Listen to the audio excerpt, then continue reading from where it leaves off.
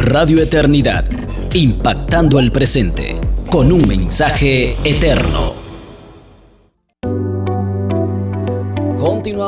Continuamos con Dadores Alegres. Hoy tenemos a un pastor que ustedes conocen, han escuchado sus mensajes, conocen también sus intervenciones aquí en Radio Eternidad, en el programa Tu Corazón y el Dinero. Lo escuchan aquí constantemente. Hemos sido muy edificados con él, así que nos visita desde la IBI uno de los pastores de allá.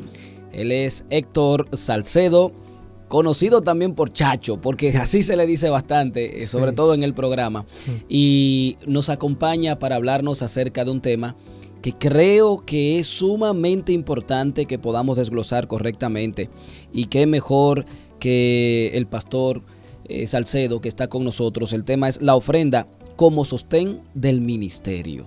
Así que, pastor, estos micrófonos son suyos. Lo vamos a dejar que haga una exposición y luego entonces tendremos preguntas tanto nuestras como de nuestros oyentes. Bienvenido. Muchas gracias, Kelvin, y gracias a Radio Eternidad por la invitación que me hace a compartir esta jornada de reflexión y de estímulo al pueblo de Dios en cuanto a nuestro aporte, en este caso financiero, económico, a la obra del ministerio. Y como tú bien lo dijiste, el título que me corresponde desarrollar o reflexionar es la ofrenda como sostén del ministerio. Yo quisiera partir de una definición muy breve, muy conocida de lo que es el ministerio, para entonces, luego de definir el ministerio, poder hablar de cómo se sostiene dicho ministerio.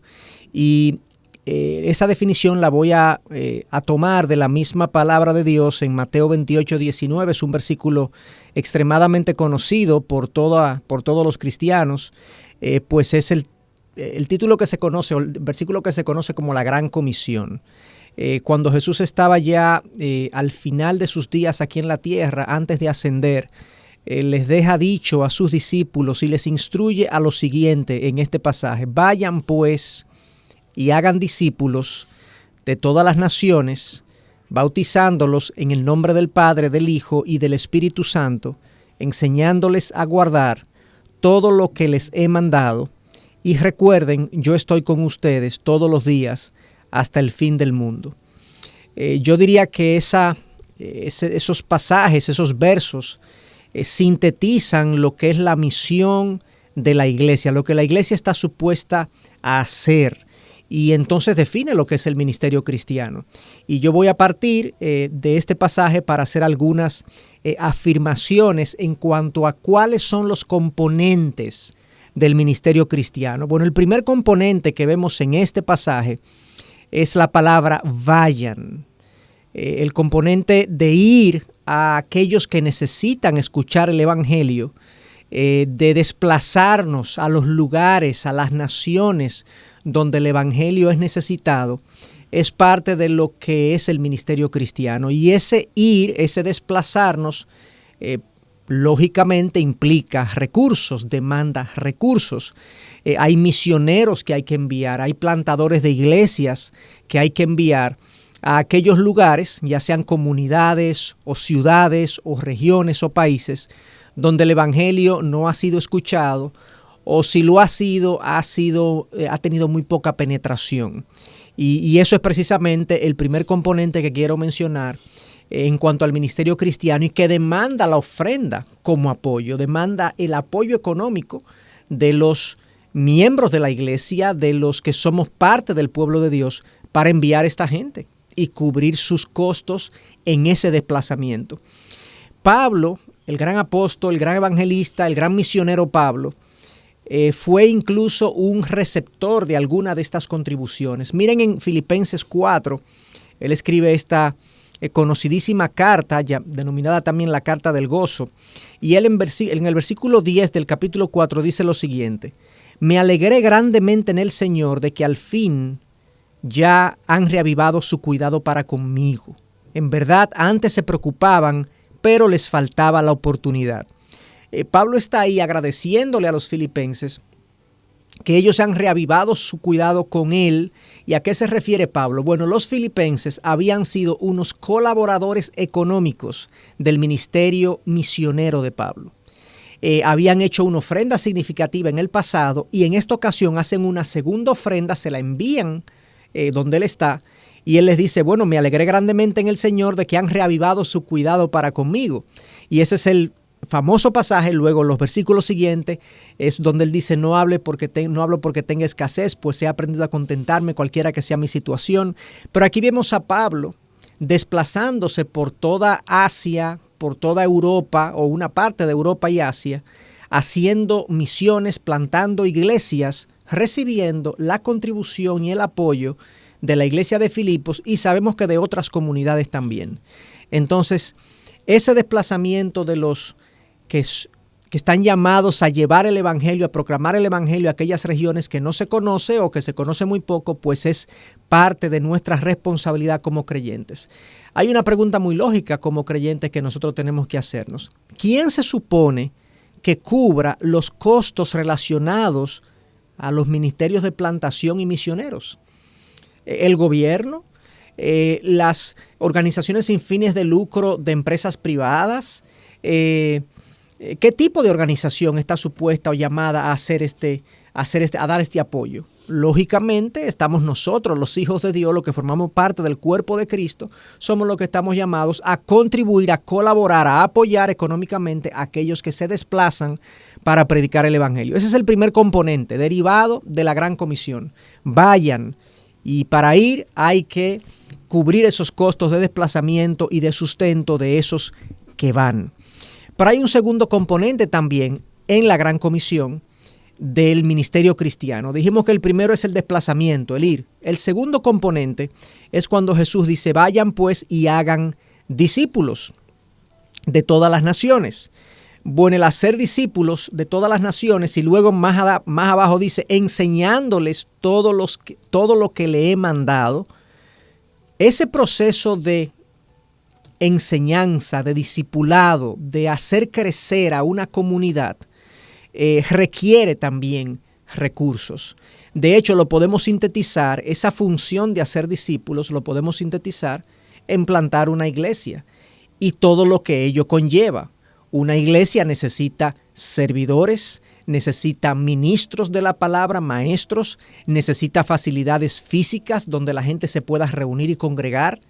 Necesita una serie de cosas que obligatoriamente implican recursos. Entonces, el ir y el desplazarme no queda ahí nada más. Hay un apoyo adicional que una vez yo me desplazo en esa comunidad donde yo tengo ahora que enseñar a esa gente, discipular a esa gente, se supone entonces que demanda recursos. Y eso implica, yo quiero hacer una mención especial aquí de los costos que implica el discipulado de la congregación. En la palabra nosotros vemos que en la iglesia primitiva había muchos maestros y habían gente dedicada a eso. Pablo era un misionero, era un predicador hasta cierto punto itinerante, un plantador de iglesias. En algunas ocasiones Pablo se quedó en algunas iglesias. Sabemos que él se quedó un tiempo en Éfeso, al menos 1 año y medio aproximadamente, quizás 2 años, formando esa iglesia y quizás estuvo algunos meses en otras iglesias, pero él no era el que se quedaba. De hecho, él le dice a Timoteo, busca hombres fieles que enseñen estas cosas que nosotros sabemos, que lo enseñen. Y de hecho, en el libro de los Hechos también sabemos que él envió a personas que constituyeran ancianos en las diferentes iglesias que Pablo había plantado. Bueno, estos ancianos que quedaban constituidos, nombrados, por así decirlo, maestros de la palabra en cada una de esas iglesias, su labor, su función era enseñar la palabra de manera regular, de manera recurrente. Todos los que estamos dedicados a la enseñanza de la palabra sabemos que esta es una labor que implica devoción, que implica mucho tiempo de estudio, de reflexión, de meditación, que uno pueda digerir la palabra para luego transmitirla al pueblo de una manera entendible. Pero además de eso, además de la función formal de enseñar, está la labor pastoral de acompañar a las ovejas en sus diferentes necesidades, en sus diferentes ocasiones en la vida, ocasiones de alegría, ocasiones de tristeza, ocasiones de prueba, ocasiones de incertidumbre, ocasiones de confusión. O sea, el pastor no solamente está para enseñar de manera formal, sino para acompañar a las ovejas en las diferentes situaciones que se le presentan en la vida. Por lo tanto, cuando la Gran Comisión, cuando Jesús nos dice, vayan pues, nos dice desplácense, eso implica recursos, y nos dice hagan discípulos, planten iglesias, enséñenles, acompáñenles. Eso implica que va a haber un grupo de hombres dedicado a la labor de enseñar, de acompañar, y eso tiene un costo, eso implica recursos.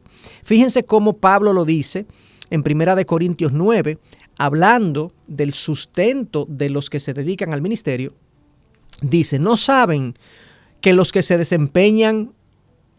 desempeñan los servicios sagrados comen la comida del templo? Él se está refiriendo al Antiguo Testamento, que era como los levitas vivían. Ellos comían la comida del templo, que era una comida que era llevada por el pueblo.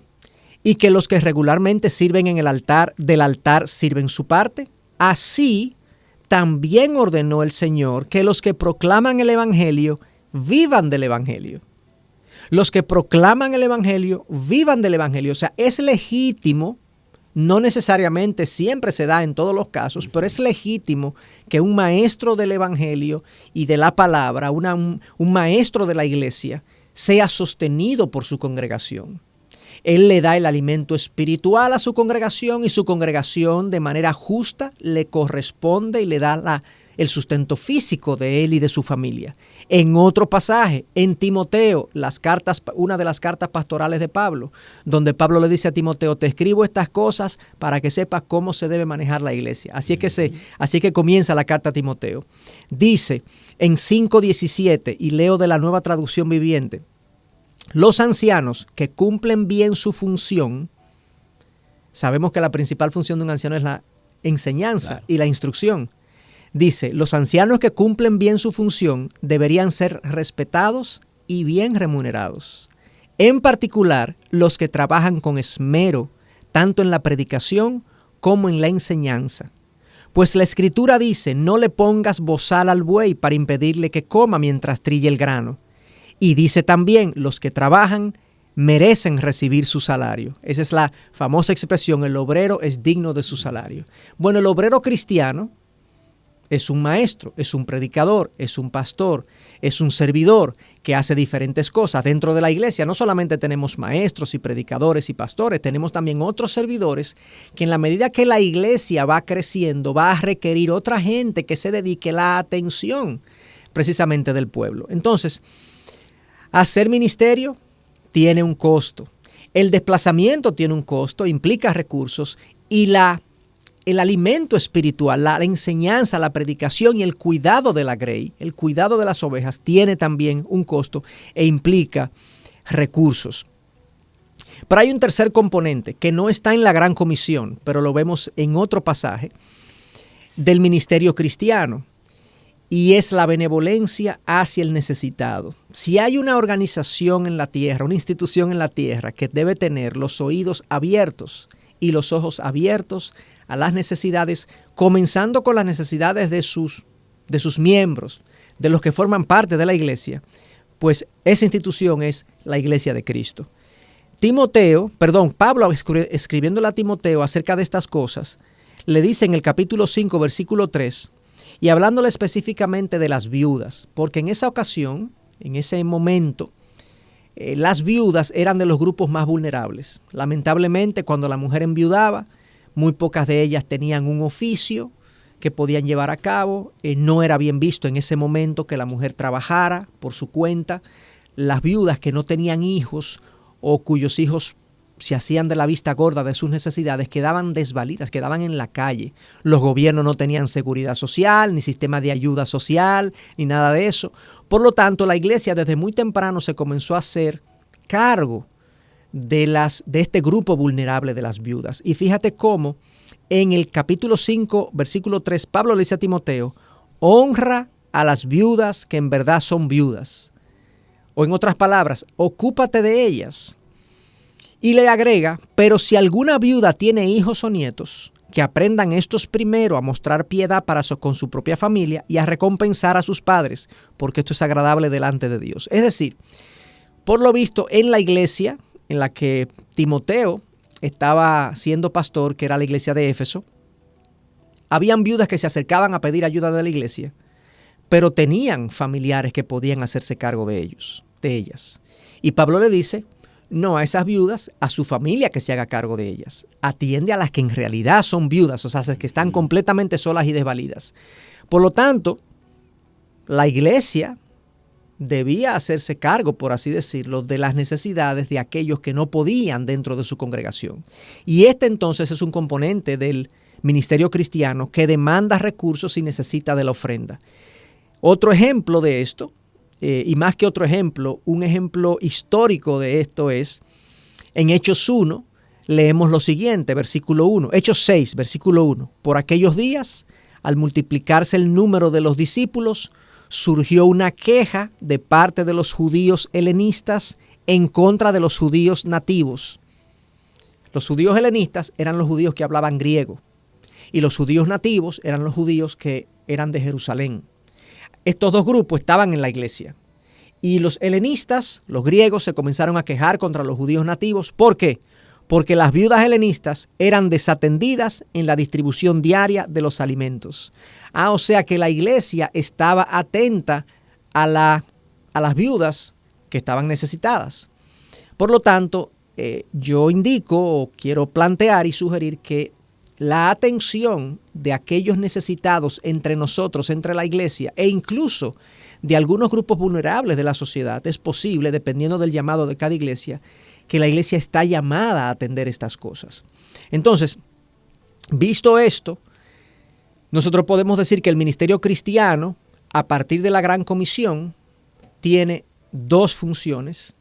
Una, el desplazar personas que proclamen el evangelio. Dos, el plantar iglesias que discipulen a esos que recibieron el evangelio. Y tres, entonces, también, como dijimos, la atención a los necesitados. Esas tres labores de la iglesia, que tiene su sustento en la palabra, son labores que requieren de manera indispensable recursos.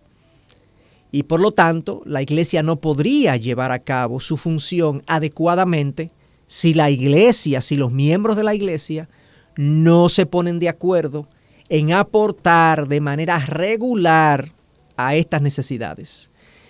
Con mucho pesar he visto casos en los que las iglesias no atienden las necesidades de sus pastores, de sus siervos, tampoco contribuyen con la labor evangelística de la iglesia y mucho menos hay recursos para atender las necesidades de aquellos que son vulnerables.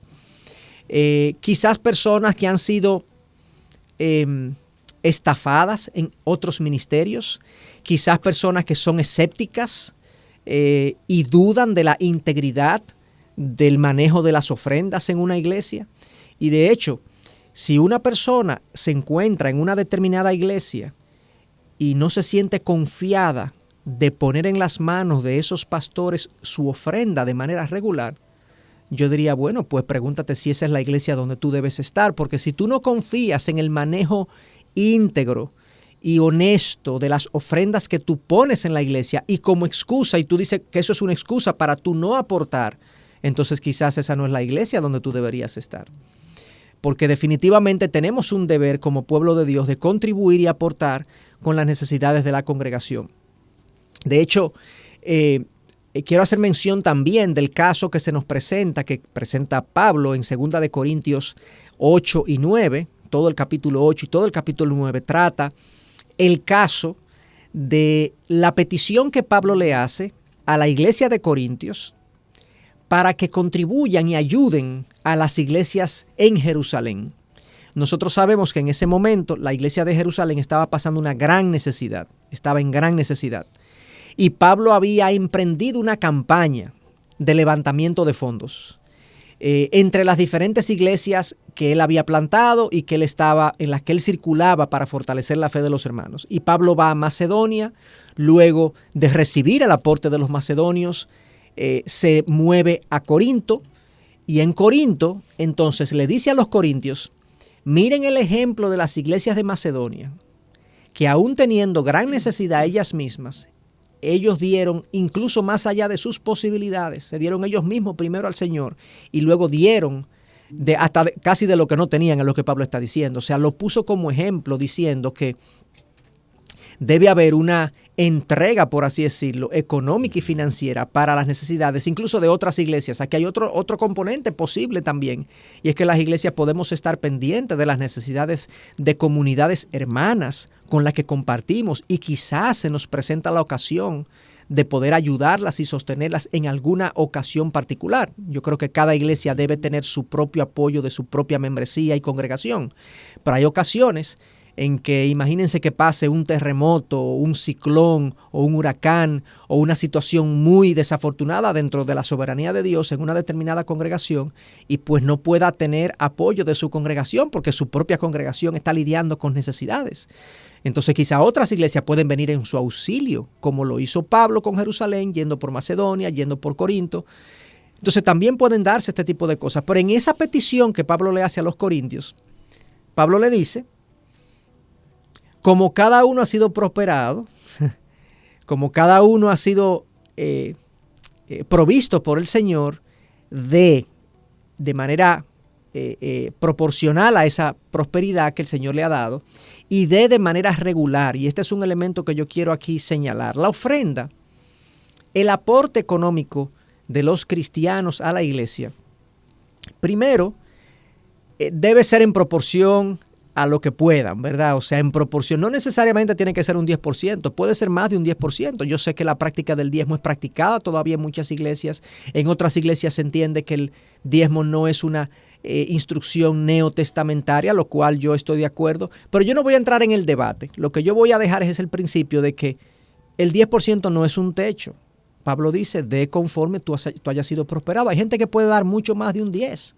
No tiene que limitarse al 10. Pero además de dar un porcentaje o un valor conforme él determine en su corazón con el Señor, que es lo que va a aportar a la iglesia, debe hacerlo de manera regular, de manera sistemática. ¿Y por qué? Bueno, porque las necesidades de la iglesia son sistemáticas. Cuando una iglesia alquila un local y tiene que pagar energía eléctrica, y tiene que pagar algún tipo de seguridad, y tiene que pagar servidores que limpien la iglesia, porque ya la demanda de la iglesia así lo requiere. Ahora, si una iglesia puede hacer todo eso de manera voluntaria, perfecto, pero hay algunas cosas que no pueden hacerse de manera voluntaria, va a requerir gente contratada. Y además, los pastores, los maestros, los discipuladores, aquellos que están dedicados a tiempo completo al ministerio, van a necesitar el apoyo, y por lo tanto el apoyo debe ser en función de lo que Dios haya hecho en tu vida, como Dios te haya provisto. Debe ser regular para que la iglesia pueda saber con qué cuenta, con qué puede presupuestar, si puede hacer un proyecto, si puede tener una nueva iniciativa misionera, una nueva iniciativa educativa en el campo de la teología, en el campo del discipulado, etcétera, etcétera. Entonces debe ser proporcional, debe ser también de manera regular. Entonces, dicho eso, yo quisiera también traer algunas reflexiones entonces en torno a cómo se manejan estos recursos una vez recibidos por la iglesia. ¿Cómo son manejados estos recursos por los líderes de la iglesia? Yo he observado en múltiples ministerios, no solamente lo he leído, sino que también he sido testigo porque gente me ha traído estas inquietudes de otras congregaciones. Y yo voy a mencionar solamente algunas de las cosas que yo he visto en el manejo financiero. Porque dicho sea de paso, una de las razones, no la única, pero una de ellas, por las que las iglesias, los miembros de las congregaciones no aportan con regularidad y con generosidad a sus congregaciones, es porque no encuentran que hay un buen manejo de aquello que entregan. Y ese manejo entonces es responsabilidad del liderazgo de la iglesia. Algunos ejemplos de estas cosas que yo he podido notar. A veces hay un manejo centralizado en una sola persona.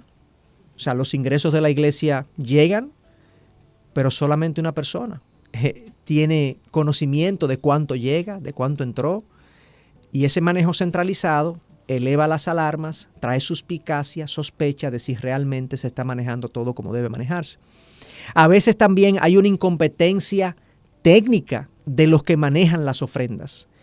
Se pone gente a manejar las ofrendas que no saben de números, que no saben cómo manejarse con un banco, con una institución financiera, que no inspiran confianza técnicamente, que no saben llevar registros de las ofrendas que se reciben.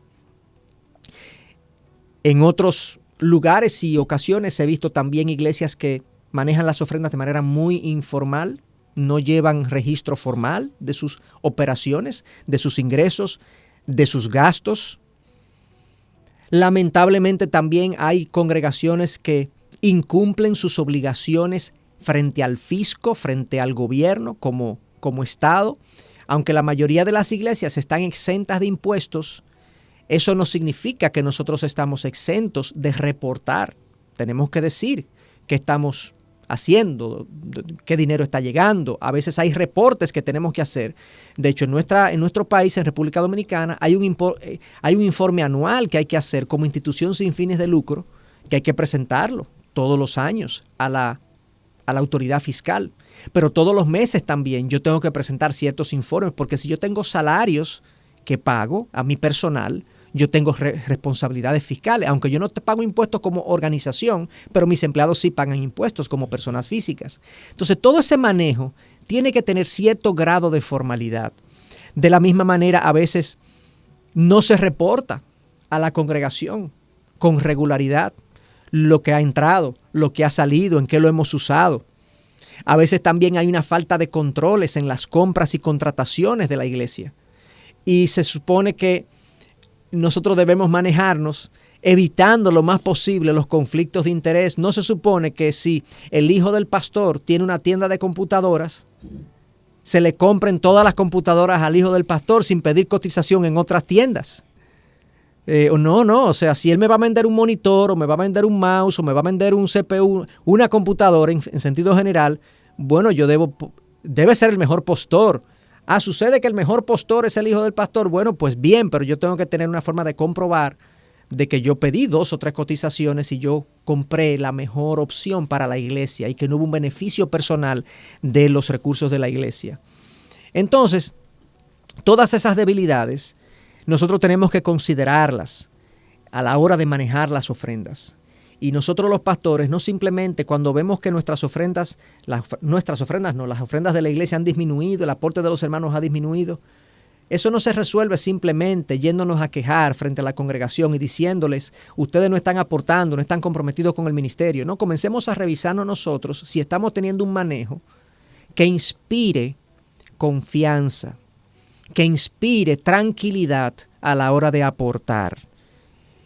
Y yo traigo un ejemplo bíblico al respecto. Precisamente, como mencioné hace un momentito, Pablo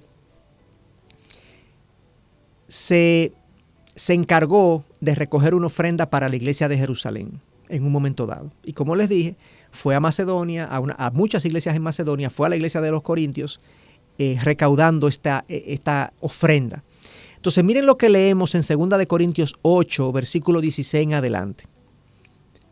Pero gracias a Dios que pone la misma solicitud por vosotros en el corazón de Tito, pues él no solo aceptó nuestro ruego, sino que siendo de por sí muy diligente, ha ido a vosotros por su propia voluntad. Y junto con él hemos enviado al hermano, cuya fama en las cosas del evangelio se ha divulgado por todas las iglesias. Y no solo esto, sino que también ha sido designado por las iglesias como nuestro compañero de viaje en esta obra de gracia, la cual es administrada por nosotros para la gloria del Señor mismo y para manifestar nuestra buena voluntad. Todo eso parece no entenderse muy bien. Aquí vemos a Tito por un lado, él le llama a un hombre muy diligente que está haciendo esto de manera voluntaria y dice que junto con él hemos enviado a otro hermano cuya fama en las cosas del evangelio se ha divulgado por todas las iglesias. O sea, otro hermano con una muy buena reputación que ha sido designado por las iglesias en esta obra de gracia. ¿En qué obra de gracia? En esta obra de recaudación. O sea, que se conformó una especie de comité para administrar la ofrenda que Pablo estaba recaudando. Estaba Pablo, estaba Tito y estaba el otro hermano del cual no se nos menciona el nombre. Y fíjense ahora cómo lo dice. Yo quise explicar eso primero para que veamos qué dice ahora Pablo. Él continúa diciendo, teniendo cuidado de que nadie nos desacredite en esta generosa ofrenda administrada por nosotros, pues nos preocupamos por lo que es honrado, no solo ante los ojos del Señor, sino también ante los ojos de los hombres. O sea, este grupo de Tito, con otro hermano que no se nos dice el nombre, más Pablo, 3 hombres de buen testimonio. De Tito se dice que era muy diligente, que era muy intenso, por así decirlo, que estaba involucrado en esto de manera voluntaria, sin ningún interés personal.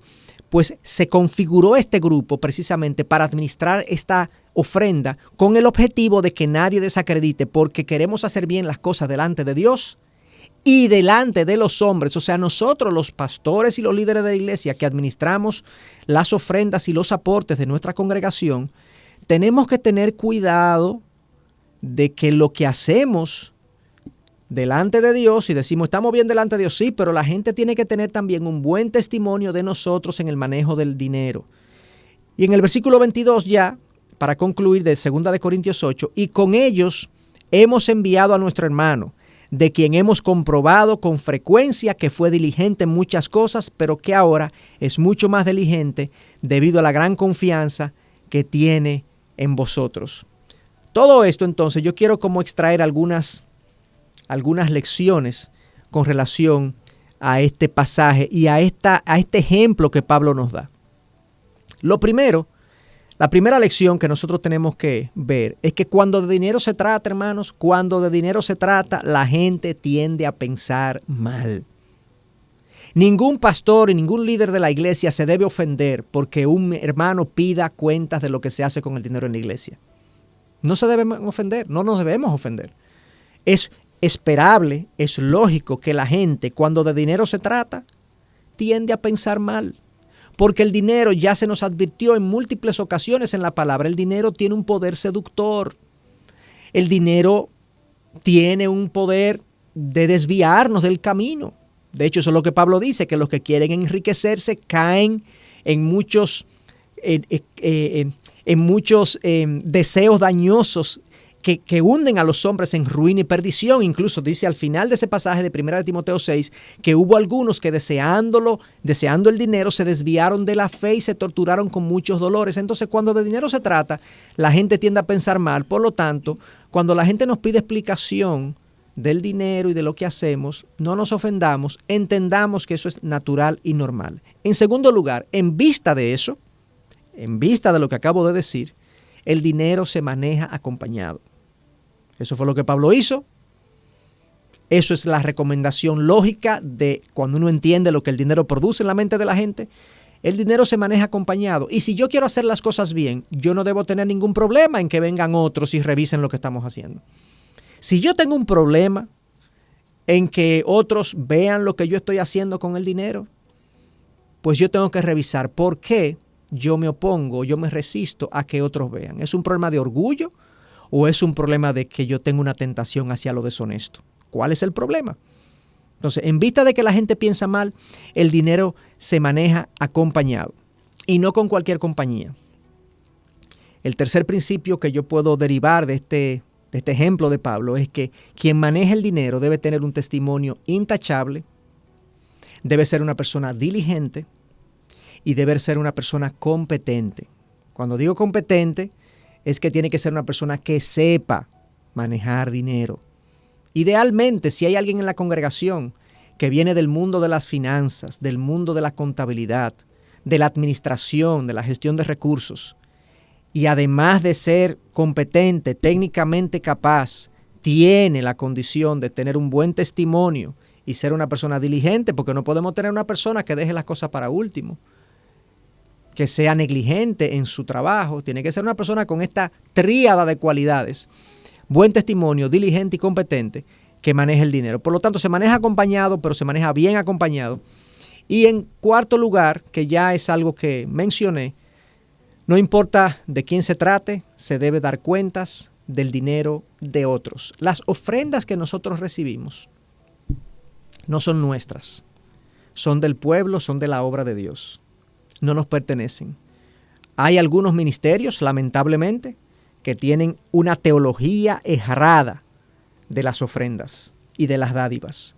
Y hay pastores que entienden que las primicias es para la familia de los pastores, que el diezmo del diezmo es para ellos, o que el diezmo es para la familia pastoral y para los líderes, y que las ofrendas es para las necesidades de la iglesia. Hay muchísimas teologías rarísimas, contrarias a la Escritura, que lamentablemente despiertan todo tipo de sospechas y producen todo tipo de malos manejos, e incluso hacen del ministerio una fuente de enriquecimiento para algunos, lamentablemente. Eso es así, y eso no es nada nuevo.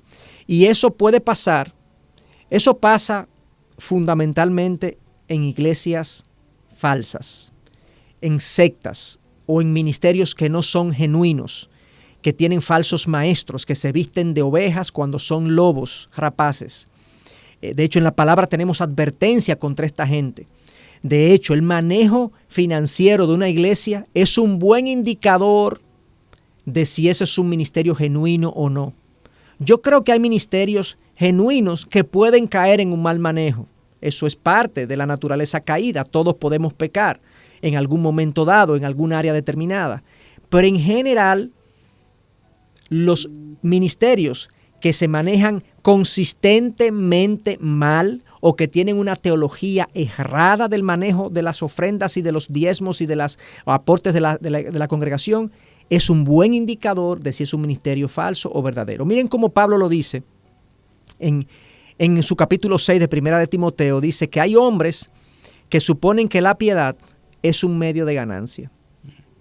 La Nueva Traducción Viviente, oigan cómo traduce la Nueva Traducción Viviente ese pasaje. Para ellos, mostrar sumisión a Dios es solo un medio para enriquecerse. O sea, hay gente que dice lo que debe decir, enseña aparentemente la palabra de Dios, muestra una aparente sumisión a Dios, una aparente piedad, con el objetivo expreso de enriquecerse.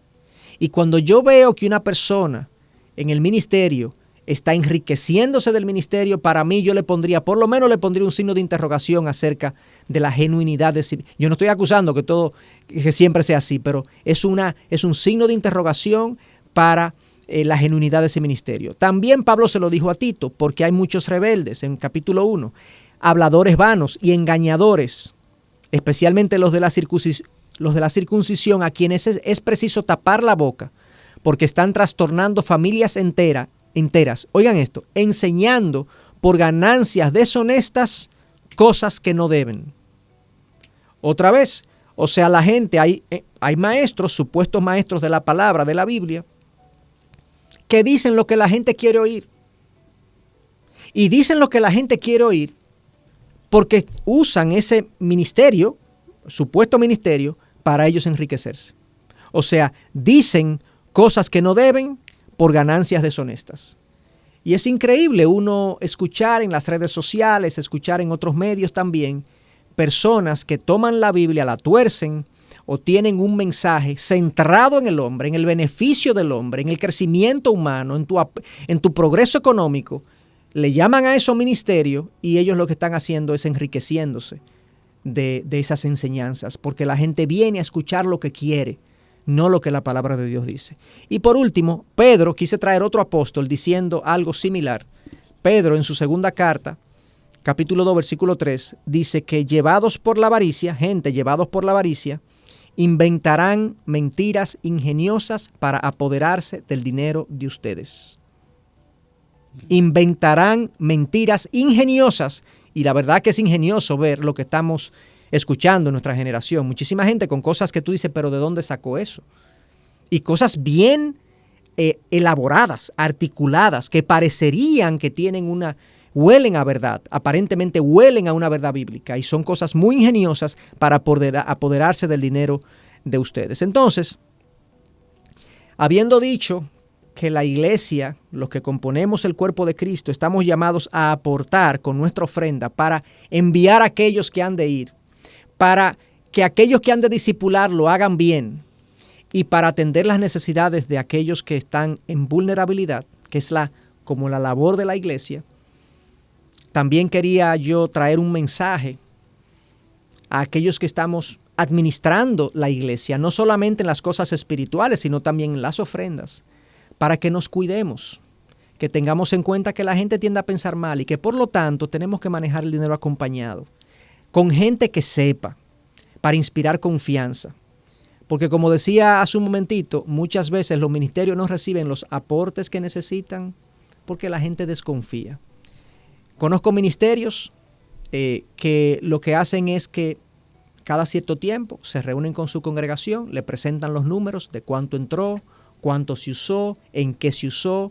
No tienen que dar el más mínimo detalle de que pintamos una pared y que nos costó $4. No tenemos que dar ese detalle, pero sí hay un conocimiento grueso de cómo se están manejando las cosas. En nuestra congregación, esto no necesariamente lo pueden hacer ni lo van a hacer todas las congregaciones, pero todos los años nuestros números son auditados por una firma contadora independiente y esa auditoría se le presenta a la congregación como una forma de ser transparentes.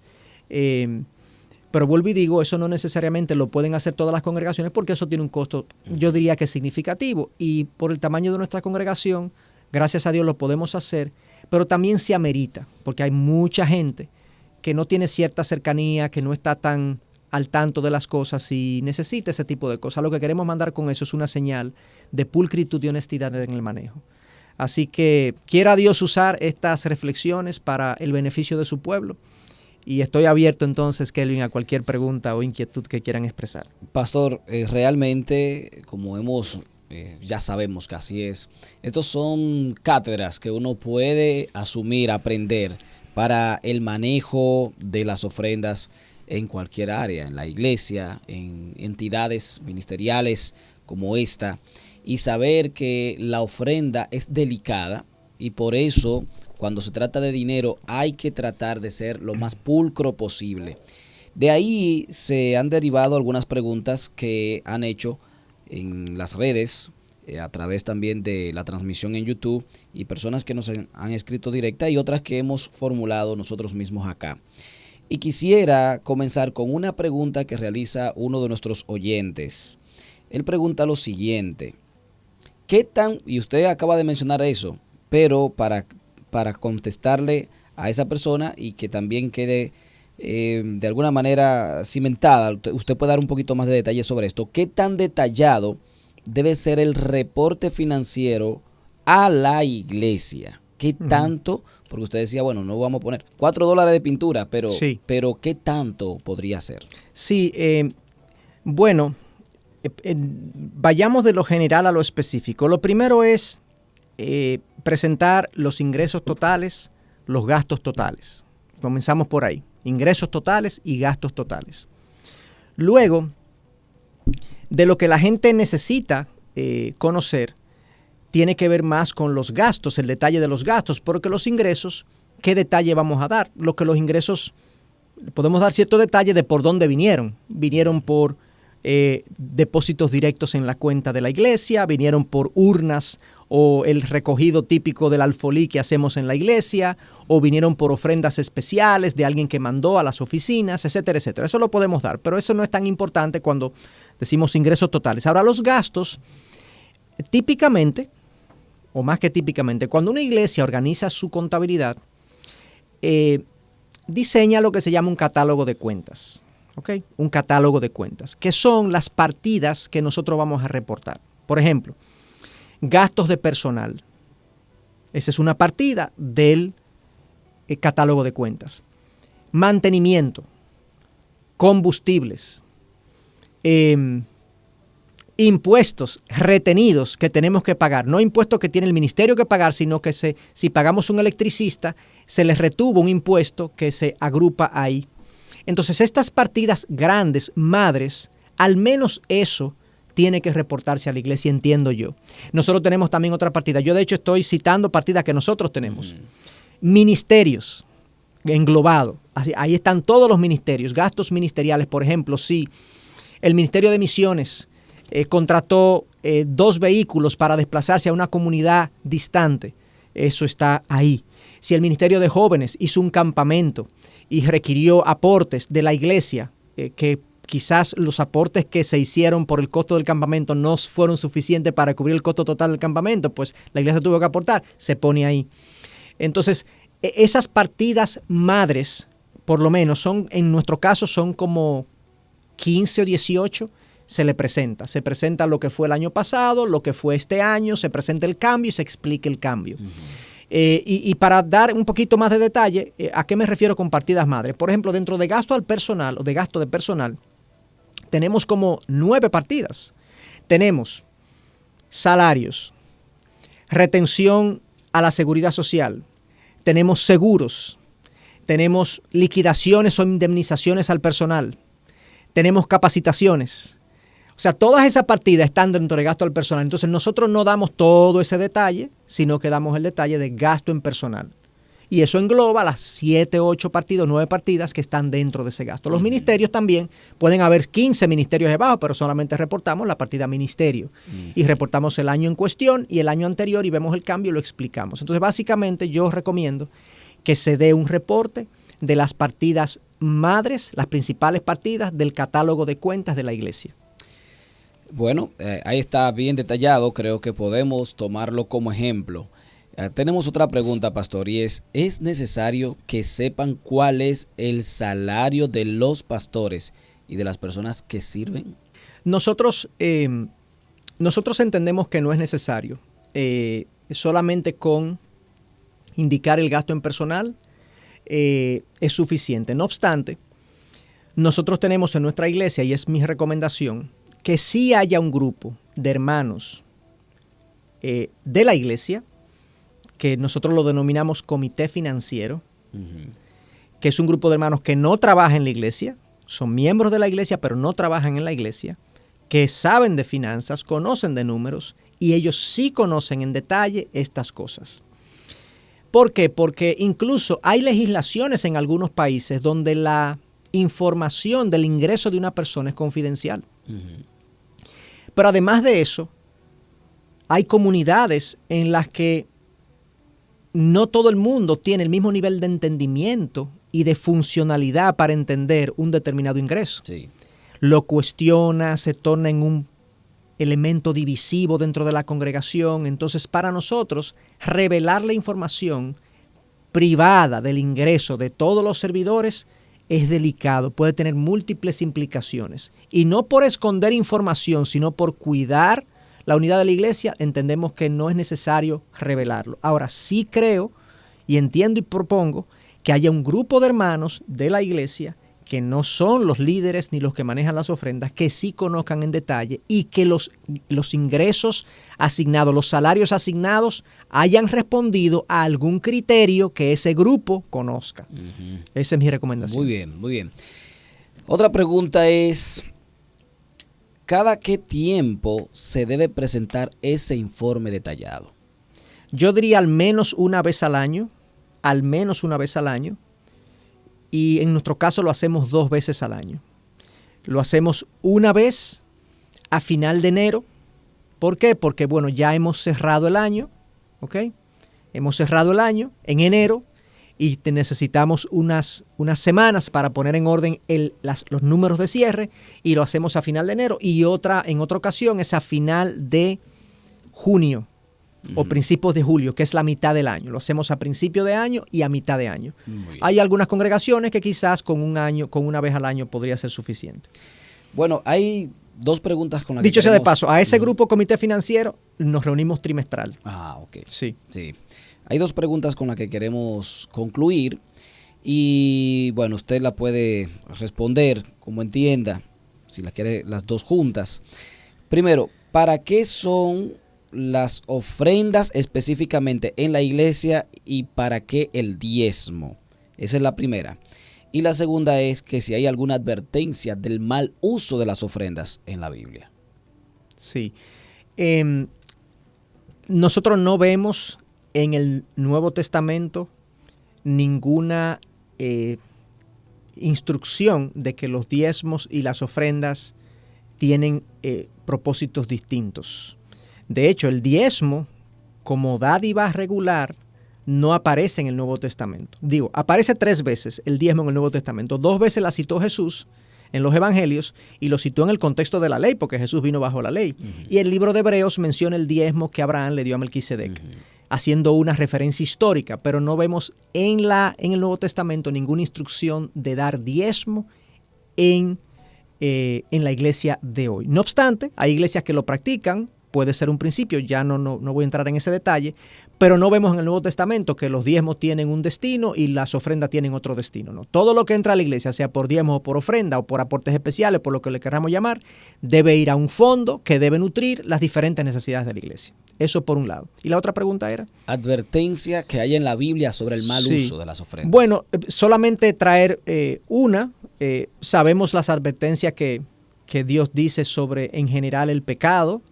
Obviamente la deshonestidad, el robo, es penado por Dios, es juzgado por Dios.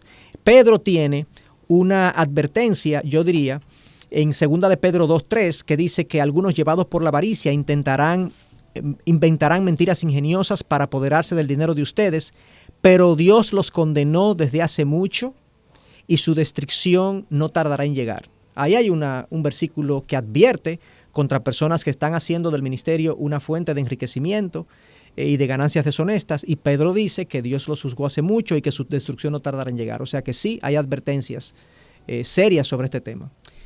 Entonces, todo esto que hemos hablado, pastor, ¿cómo nosotros trasladamos esto a el ministerio o Radio Eternidad, que ahora estamos en esta programación especial, buscando fondos, buscando ayuda económica? ¿Cómo estos conceptos lo trasladamos? Bueno, este instrumento o herramienta de la radio, de las redes, de los medios de comunicación, no lo teníamos en la iglesia primitiva. La iglesia tenía para proclamar el evangelio que desplazarse físicamente. La Gran Comisión se hacía así, persona a persona, llevando sus cuerpos a otros lugares. Bueno, Radio Eternidad es una herramienta de proclamación y de discipulado. O sea, Radio Eternidad está cumpliendo, entiendo yo, la Gran Comisión. Al ir a las naciones a través de las ondas radiales y de internet, no solamente con la proclamación del evangelio, sino con instrucción recurrente, regular de la palabra de Dios, lo cual es parte de la formación de discípulos que la Gran Comisión nos instruye. Entonces, yo creo que es un ministerio digno de ser apoyado.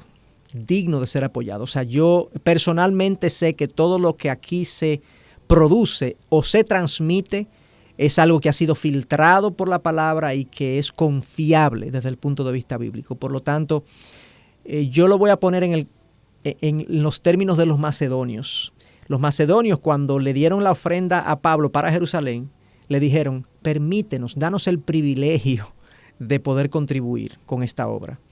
Entonces yo creo que debemos ver el aporte a Radio Eternidad como un privilegio de poder contribuir a este ministerio que está haciendo tanto por el pueblo hispanohablante en el mundo, porque es mundial por medio de la internet, y que nos da esta oportunidad de saber que estamos contribuyendo con un ministerio que es sano, que está comprometido y devoto con la predicación y la proclamación del evangelio, y que nosotros mismos somos beneficiados también, no solamente otros, sino que nosotros mismos somos beneficiados. Así que aplaudo la obra de Radio Eternidad y estimulo y promuevo que se apoye en la medida de lo que podamos y que contribuyamos con este ministerio y que participemos del privilegio que es pues seguir esta labor a través del tiempo.